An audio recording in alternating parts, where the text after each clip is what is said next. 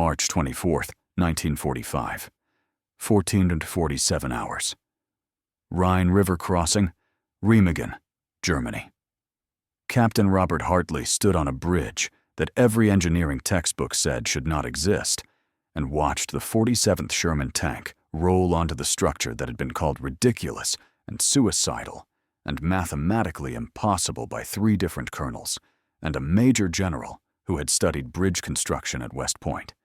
And the bridge, which had been built in 11 days using salvaged steel and cable scavenged from bombed German installations, and a design principle that violated every load-bearing calculation in the Army Corps of Engineers manual,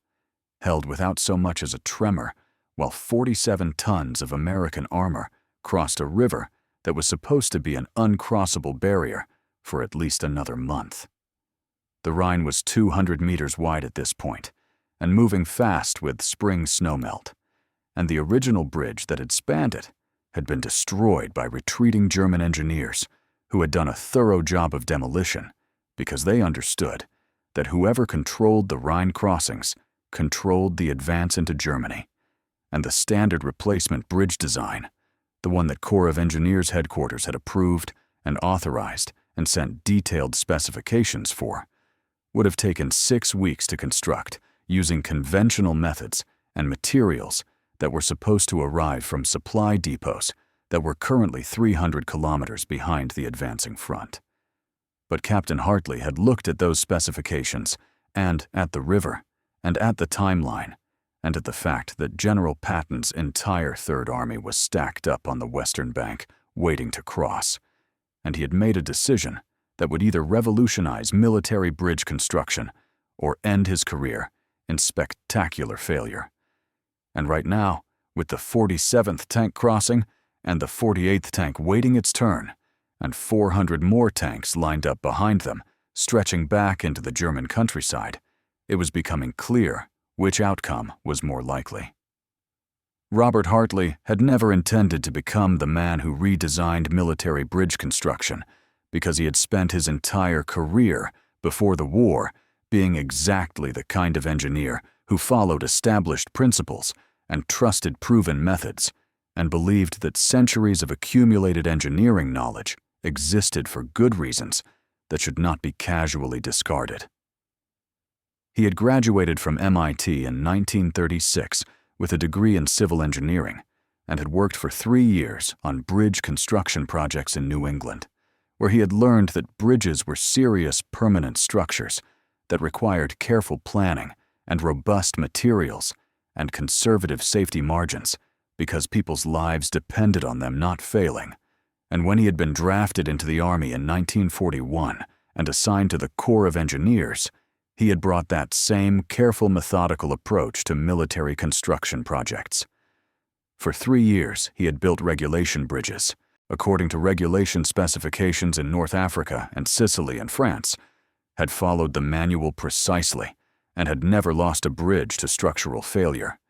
And his superiors had valued him as a reliable, competent officer who could be trusted to execute standard designs without supervision or drama. But standing on the west bank of the Rhine on March 13, 1945, looking at the demolished bridge and the river and the impossibility of getting conventional bridge materials delivered in any reasonable time frame, Robert Hartley had experienced something that felt almost like a religious conversion, had suddenly understood with perfect clarity that following the manual in this situation would mean that thousands of men would die waiting to cross a river, while he carefully constructed a bridge that met every specification in the engineering handbook, but arrived too late to matter. The Germans were reorganizing their defenses on the eastern bank, were bringing up reinforcements and artillery and preparing positions that would turn the river crossing into a massacre if the Americans had to wait 6 weeks for a proper bridge. And intelligence reports suggested that every day of delay would cost hundreds of casualties when the crossing finally happened, because the Germans would use that time to fortify positions and plant mines and zero in artillery on the exact points where American forces would have to cross. The problem with the standard bridge design was not that it was bad engineering. It was excellent engineering, designed to support heavy loads indefinitely, with multiple redundancy factors and safety margins that accounted for worst-case scenarios and unexpected stresses. But excellent engineering for permanent peacetime construction was different from adequate engineering for temporary wartime necessity, and Hartley had started to wonder whether the Army was building bridges as if they needed to last 50 years, when what the situation actually required was bridges that needed to last 50 days. The specifications called for steel I-beams of a certain thickness delivered from American factories, called for concrete pylons poured to specific depths and allowed to cure for specific durations, called for cable of a particular gauge manufactured to particular standards, and all of those requirements made perfect sense if you were building a bridge in Massachusetts that would carry civilian traffic for decades. But they made much less sense if you were building a bridge in Germany that needed to carry military traffic for a few weeks until engineers could construct something more permanent. Hartley's ridiculous bridge design started with a simple observation that felt obvious once he thought about it, but that seemed to have escaped everyone else who was trained in proper engineering. Tanks did not need to cross a bridge simultaneously. They crossed one at a time in sequence, which meant the bridge did not need to support the combined weight of multiple tanks at once, but only needed to support the weight of whatever single heaviest vehicle was currently on the span. The standard specifications assumed worst-case loading with multiple vehicles on the bridge, creating cumulative stress, assumed that you needed structural capacity to handle traffic jams and equipment failures, and all the unpredictable things that could put extra weight on a bridge at the same time. But military river crossings were controlled operations where vehicles crossed in organized single file under strict traffic control, which meant you could design for maximum single vehicle load instead of maximum cumulative load, and immediately reduce your structural requirements by something like 60%. The second observation was that the bridge did not need to be perfectly level or smoothly paved, because tanks could handle rough terrain and uneven surfaces much better than civilian vehicles could, which meant he could skip the deck planking and concrete surfacing that added enormous weight to conventional bridges, and instead use a minimal deck that was basically just enough structure to keep tanks from falling through while allowing their treads to grip bare steel. The third observation was that the bridge did not need to handle lateral wind loads or seasonal temperature expansion or any of the environmental factors that permanent bridges had to account for, because this bridge only needed to survive for a few weeks in spring conditions. And the fourth observation was that cables under tension were much more efficient at carrying loads than beams under compression, which meant he could use a suspension design with salvaged cable instead of a beam design that required manufactured I-beams that were not available. When Hartley sketched out his design on March 14, 1945, what he ended up with looked like something between a suspension bridge and a pontoon bridge and a cable-stayed crossing that used principles from all three types but followed the specifications of none of them. And when he showed it to his immediate superior, a lieutenant colonel named Morrison, who had 20 years of engineering experience and a deep institutional faith in proper procedure, the response was immediate and unambiguous. "This is ridiculous, Captain," Morrison had said, tapping the sketch with one finger as if he could make it disappear through sheer disapproval. "You're proposing to hang 47 tons of armor from cables that were designed for telephone lines. You're planning to anchor those cables to pylons made from rubble and scrap metal instead of poured concrete,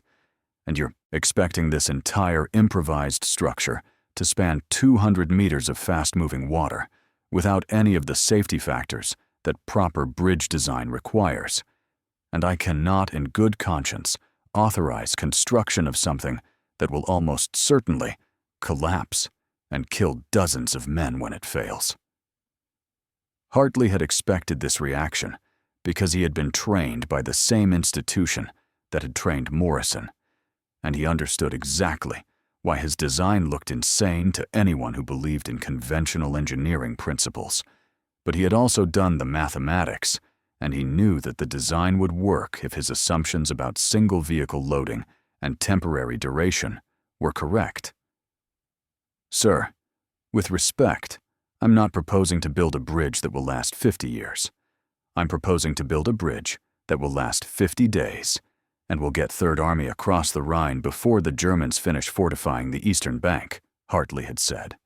And he had shown Morrison his load calculations and stress analysis, and the timeline showing that his design could be constructed in 11 days using materials that were currently available, versus 6 weeks for the standard design using materials that would need to be brought forward from rear areas. Morrison had studied the calculations for a long time before saying, "Your mathematics appear to be correct for the specific conditions you're describing, but those conditions assume perfect weather and no combat damage to the bridge during construction, and no unexpected stresses from heavy equipment. And if any of those assumptions are wrong, then your bridge will fail catastrophically, instead of failing gradually, like a properly over-engineered structure would." Hartley had nodded and said, "That's correct, sir. But if we build the standard bridge according to specifications, then the bridge definitely won't exist for 6 weeks, and men will definitely die crossing the river without it, versus my bridge, which might fail if conditions are worse than expected, but which will definitely exist in 11 days, and will probably work based on the calculations. And I think probably getting troops across in 11 days is better than definitely getting troops across in 6 weeks." The argument had gone up the chain of command to a colonel who specialized in logistics and who understood that time was a factor in bridge construction just as much as structural integrity was. And the colonel had made a decision that satisfied nobody, but that reflected the desperate reality of the tactical situation. "Captain Hartley," the colonel had said, "I am authorizing you to construct your improvised bridge as a temporary emergency crossing, while simultaneously beginning construction of the standard regulation bridge at an alternate site 3 kilometers downriver. And whichever bridge is completed first will be used for the main crossing. And if your bridge fails during construction or testing, then you will be court-martialed for wasting resources and endangering lives. But if it succeeds, then I will personally recommend you for a commendation. And those are the terms under which you are permitted to proceed with this ridiculous experiment." Construction of Hartley's ridiculous bridge began on March 15, 1945, with a work crew of 43 engineers and 200 infantry soldiers who had been pulled from their units to provide labor for an operation that most of them thought was going to fail spectacularly. And the first 2 days were spent scavenging materials from bombed German installations within a 20-kilometer radius of the crossing site. Steel cable from destroyed communications towers, metal beams from collapsed factory buildings, sections of railway track that could be cut and welded into structural supports, and an astonishing variety of improvised components that would have made any peacetime safety inspector resign in protest. The cable they found was not uniform in gauge or quality, had been manufactured by different German companies using different specifications and different steel alloys, and Hartley had to test each section individually to determine its load-bearing capacity, and then design the bridge structure to account for the fact that some cables were stronger than others and would need to carry proportionally more weight. The pylons that would anchor the suspension cables were constructed from rubble and scrap metal, packed into frameworks made from salvaged steel beams, were basically massive piles of debris held together by whatever structural members Hartley could scavenge and by the sheer compressive weight of the rubble itself, and they looked less like engineered structures than like organized junk heaps that happened to be arranged in shapes that could support cable anchors. A major from Corps of Engineers headquarters visited the construction site on March 17th and spent 15 minutes staring at the pylons before asking Hartley, "Captain, are you seriously planning to anchor suspension cables to piles of rubble?" And Hartley had responded, "No, sir, I'm planning to anchor suspension cables to compressed aggregate structures that use gravitational force and mass distribution to provide anchorage. The fact that the aggregate happens to consist of salvaged materials rather than purpose-poured concrete doesn't change the fundamental physics of how compression anchors work. And the Major had said, "That's the most elaborate way I've ever heard someone say they're building a bridge out of garbage," before walking away, shaking his head. The actual bridge deck was constructed from sections of railway track that had been cut into segments and welded together to create a surface that was barely wide enough for a single tank, and that had no railings or safety barriers or any of the features that would normally prevent vehicles from accidentally driving off the edge. And when infantry soldiers saw the finished deck, they started referring to the bridge as Hartley's death trap, because it looked like something that would collapse the moment any significant weight touched it. The suspension system used cables of varying gauges arranged in a pattern that distributed load based on the actual strength of each individual cable, rather than assuming all cables were identical, which meant the bridge had an asymmetric appearance that violated every aesthetic principle of proper bridge construction and looked to untrained eyes like it had been assembled randomly by people who didn't understand symmetry. By March 22nd, the bridge was structurally complete, but had not been tested with any load heavier than the engineers who had built it, and Hartley faced the question of how to verify that his design would actually hold 47 tons of Sherman tank without simply putting a tank on the bridge and hoping for the best. The standard procedure was to load test bridges using incremental weights and measure deflection and stress at each stage. But Hartley didn't have time for methodical testing and didn't have calibrated weights available. So he made another decision that would either validate his engineering or prove that he had dramatically overestimated his own competence. He drove a Jeep onto the bridge, 2 tons, and measured the deflection, then drove a supply truck onto the bridge, 5 tons, and measured again, then had a half-track cross, 12 tons, and measured that deflection, and each time the bridge behaved exactly as his calculations predicted it should, which gave him confidence that his fundamental design principles were sound even if the specific implementation looked insane to anyone trained in conventional methods. On March 23rd, Hartley reported to the colonel that the bridge was ready for final testing with full-weight armor, and the colonel had visited the site personally to inspect what his authorization had created. And after spending 20 minutes examining the structure and asking technical questions about load distribution and cable strength and pylon stability, the colonel had turned to Hartley and said, "Captain, this is either the most innovative piece of field engineering I've seen in 23 years of service,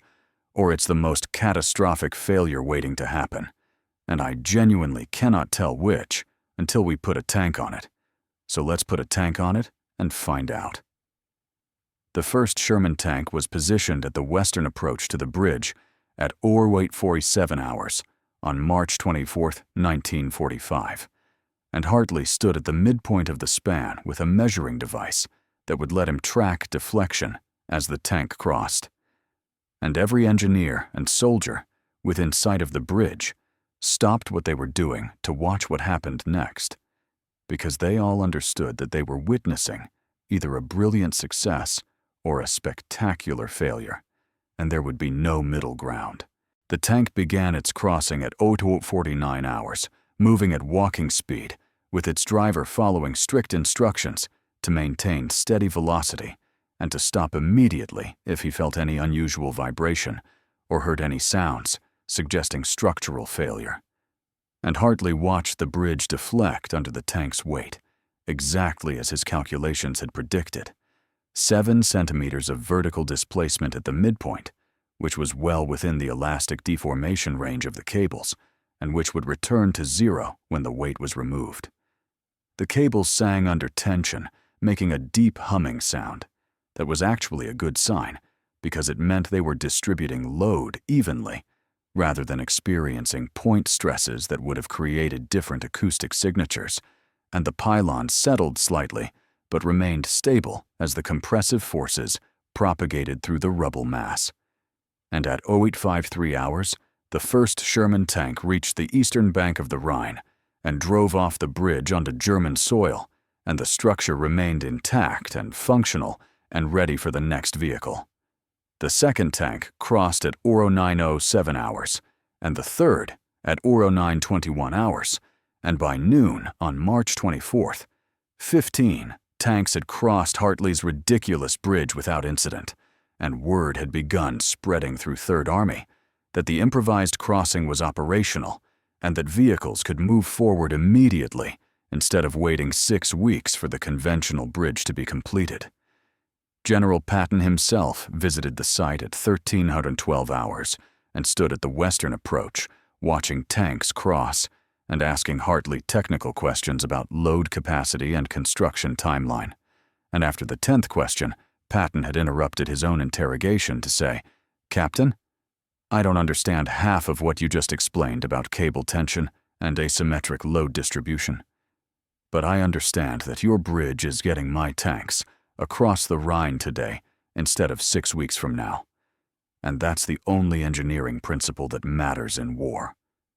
And then he had shaken Hartley's hand and driven away in his Jeep to organize the exploitation of the crossing that Hartley's bridge had made possible. By 1800 hours on March 24th, 47 tanks had crossed the bridge, and engineers were beginning to believe that Hartley's design might actually survive long-term use instead of being a one-time miracle that would fail catastrophically after the initial success. And by March 25th, the crossing rate had increased to 12 tanks per hour as drivers became more confident in the structure and traffic control became more efficient. The conventional bridge being constructed 3 kilometers downriver was proceeding on schedule and would be completed in early May, according to the engineers following standard specifications. But by the time that proper regulation bridge was finished, Hartley's improvised bridge had already carried 400 tanks across the Rhine and had become the primary crossing point for an entire armored division, plus supporting artillery and supply vehicles. The bridge developed problems as it aged because nothing constructed from salvaged materials under battlefield conditions was ever going to function perfectly, and engineers had to make daily repairs to cables that frayed from repeated stress cycling, and to deck segments that cracked from tank treads, and to pylon anchors that shifted as the rubble settled under continuous loading. But each problem was fixable with the same improvised methods that had built the bridge initially, and the structure maintained its basic functionality even as individual components were replaced or reinforced. And by mid-April, when the conventional bridge finally opened for traffic, Hartley's bridge had been in continuous operation for 3 weeks and had demonstrated that temporary field expedient construction could achieve results that conventional engineering said were impossible. The final count when Hartley's bridge was decommissioned in late April 1945 showed that 417 tanks had crossed the structure, along with countless jeeps and trucks and artillery pieces and supply vehicles, showed that the improvised design had carried approximately 15,000 tons of military equipment across the Rhine during the critical weeks when Third Army was exploiting its breakthrough into Germany. And the bridge had never experienced a structural failure that endangered vehicles or personnel, even though it had operated continuously under conditions that would have destroyed a less well-designed structure. The Corps of Engineers convened a review board to examine Hartley's methods and to determine whether his approach could be formalized into doctrine that other engineers could use in similar situations. But the board concluded, after extensive analysis, that Hartley's success had depended too heavily on specific circumstances and individual judgment to be reduced to a procedural manual that could be followed by engineers with less experience or less willingness to take calculated risks. The report from the review board acknowledged that Hartley had achieved remarkable results and had demonstrated innovative thinking that had directly contributed to military success, but it also noted that his methods violated established safety principles and that attempting to teach other engineers to ignore standard specifications would create more disasters than successes, because most field engineers did not have Hartley's combination of theoretical knowledge and practical judgment that had allowed him to know which rules could be broken safely and which rules existed for reasons that remained valid even in emergency conditions. The final recommendation was that Hartley should receive official recognition for his achievement, but that his methods should not be incorporated into standard training or doctrine, which was the Army's way of saying that what he had done was brilliant but unrepeatable,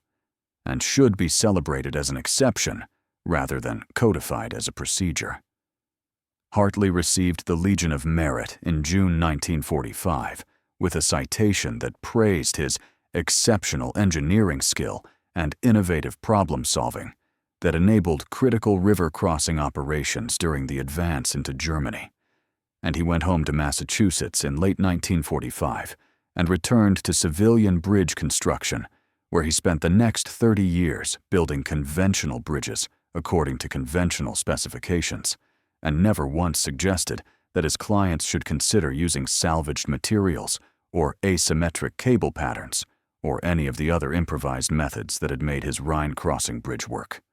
When younger engineers who knew his military record would ask him about the famous bridge he had built in 11 days from scavenged materials, Hartley would always give the same answer, which was that the Rhine bridge had been appropriate for its specific tactical situation and timeline, but that peacetime construction required different approaches because bridges built for permanent civilian use needed to meet safety standards that temporary military bridges could ignore, and that the skills required for emergency field expedient engineering were different from the skills required for professional civil engineering, and trying to apply lessons from one domain to the other was how people got hurt. But in private moments, Hartley would sometimes think about those 11 days in March 1945 when he had thrown away the engineering manual and designed a bridge that should not have worked, but that had carried 400 tanks across a river that was supposed to be uncrossable, and he would remember the feeling of standing on that improvised structure, watching Sherman tanks roll past, and knowing that every tank that crossed was carrying men who would have died waiting for a conventional bridge that followed all the proper specifications and arrived 6 weeks too late. The mathematics of bridge construction had not changed since 1945, and the principles of load-bearing and stress distribution remained the same. But Hartley had learned something during those 11 days that was not in any engineering textbook, had learned that sometimes the difference between impossible and possible was just the willingness to question whether the rules that said something was impossible were actually describing physical reality or were just describing institutional assumptions about how things should be done. Robert Hartley died in 1992 at the age of 78, having built over 40 conventional bridges during his civilian career, and having never again designed anything as radical or risky as the structure he had thrown across the Rhine in March 1945. And his obituary mentioned his war service and his engineering career, but did not specifically highlight the improvised bridge, because by 1992, that story had faded from public memory and existed mainly in Corps of Engineers historical records and in the memories of men who had been there. 3 veterans attended Hartley's funeral, who had been tank commanders in 3rd Army and who had crossed his bridge in March 1945. And after the service, they told Hartley's family that they had come to pay respects to the engineer who had gotten them across the Rhine when everyone said it was impossible. And one of them said,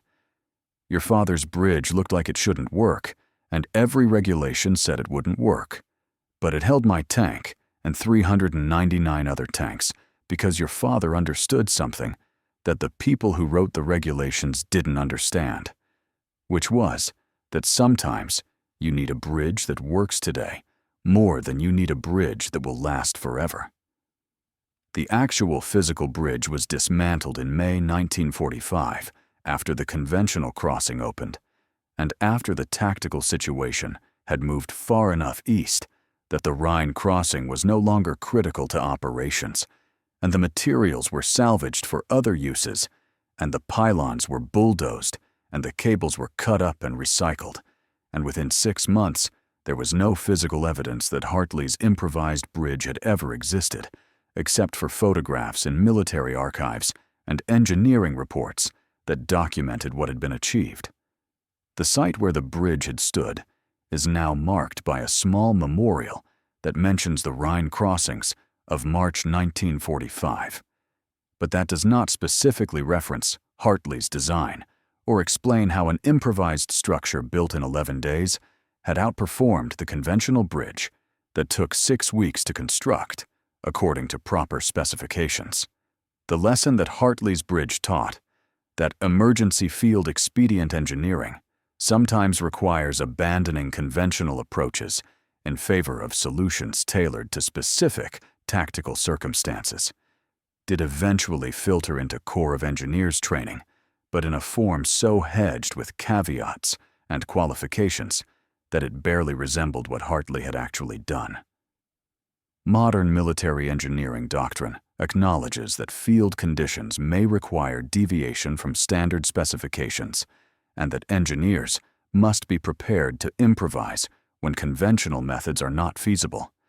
But it also emphasizes that such deviations should be minimized, and that standard approaches should be used whenever possible, because predictable, reliable methods produce predictable, reliable results, whereas improvised methods produce unpredictable outcomes that may succeed brilliantly or fail catastrophically. What gets lost in that careful institutional language is the human element of what Hartley did, the fact that his success depended not just on technical skill, but on the courage to trust his own judgment against the collective wisdom of the engineering establishment, and on the willingness to stake his career and possibly the lives of men on calculations that said his ridiculous bridge would work, even though conventional wisdom said it would fail. That kind of decision-making cannot be taught in a classroom or codified in a manual because it requires qualities that are fundamentally individual and circumstantial. The ability to distinguish between rules that represent genuine physical constraints and rules that represent institutional preferences. The confidence to act on conclusions that contradict established doctrine, and the acceptance of personal responsibility for outcomes that could be either triumph or disaster with no middle ground. The 400 tanks that crossed Hartley's bridge went on to participate in the final campaigns of the European War, went on to help reduce the pockets of German resistance and to occupy territory, and eventually to come home when the fighting ended. And most of the men who commanded those tanks never knew the name of the engineer who had built the bridge they crossed, or understood that the crossing had been possible only because one captain had been willing to ignore the manual and design a bridge that engineering textbooks said could not work. But they crossed when they needed to cross, instead of waiting 6 weeks while Germans fortified positions and planted mines and zeroed artillery. And they survived battles they would have died in if the crossing had been delayed. And that was the ultimate validation of Hartley's ridiculous design, not the mathematical elegance of his load calculations, or the innovative use of asymmetric cable patterns, or the creative scavenging of materials, but simply the fact that when it mattered most, his bridge had been there and had worked, and had gotten men across a river that was supposed to stop them. Robert Hartley passed away in 1992 at the age of 78. His ridiculous bridge design, built in 11 days from salvaged materials, carried 417 tanks and approximately 15,000 tons of military equipment across the Rhine River in March-April 1945. The bridge operated continuously for 6 weeks without structural failure. The conventional bridge built simultaneously using standard specifications took 6 weeks to complete. Hartley's methods were never incorporated into Corps of Engineers doctrine. The review board concluded his success was brilliant but unrepeatable and dependent on individual judgment that could not be systematically taught. He received the Legion of Merit for his achievement. When asked about the bridge in later years, Hartley would say, "It was appropriate for its specific tactical situation, but engineering manuals exist for good reasons. Sometimes the ridiculous solution is the only solution that works in time." If you found Robert's story worth remembering, consider subscribing. There are more untold stories like this, people who saved lives by building what everyone said was impossible. Thanks for watching.